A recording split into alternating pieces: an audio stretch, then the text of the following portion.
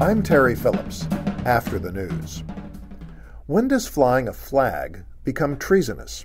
I'll tell you what I think in a moment. The ongoing discussion in America over removal of Confederate battle flags reminds me of other efforts to cleanse the sins of the past.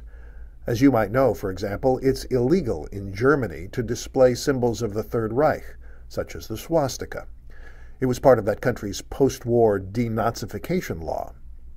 In the 1950s, Nikita Khrushchev tried to de-Stalinize the USSR by eliminating evidence of his predecessor, such as deleting Stalin's photographs from history books.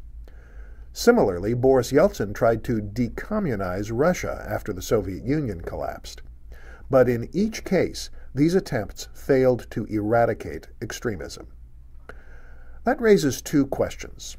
Number one, can we change hearts and minds by purging symbols of the past? Probably not. Number two, should we ever purge offensive symbols? Probably so.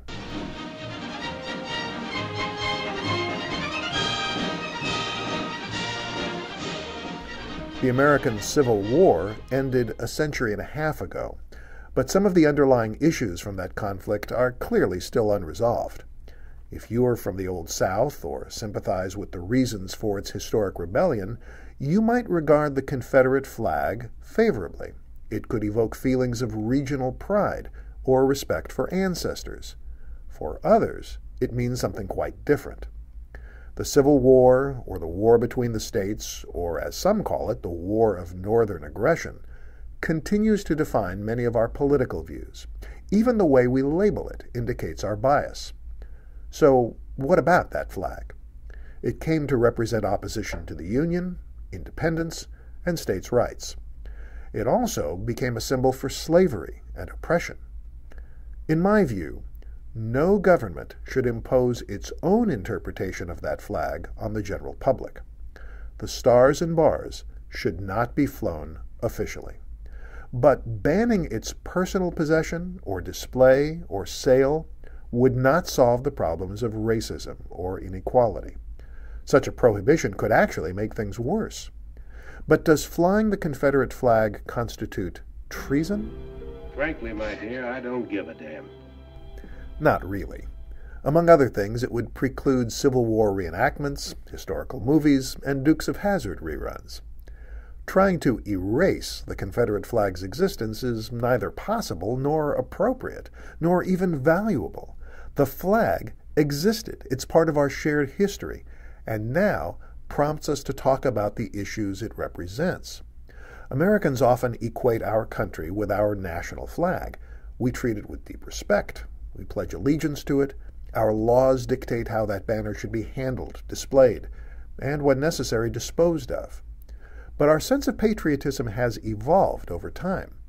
150 years ago, American loyalties were divided by religion, ethnicity, race, and perhaps most notably, by state.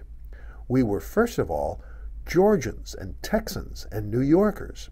When abolitionist John Brown was prosecuted for his raid at Harper's Ferry, he was charged in part with treason, not for attempting to overthrow the United States of America, but the Commonwealth of Virginia. Today, the distinctions among states, and even regions, are slowly fading away. From coast to coast, America looks and feels much more homogeneous every day. Despite some persistent anti-federalism, we'll probably continue moving in that unifying direction. We'll also probably keep trying to erase the painful remnants of our past.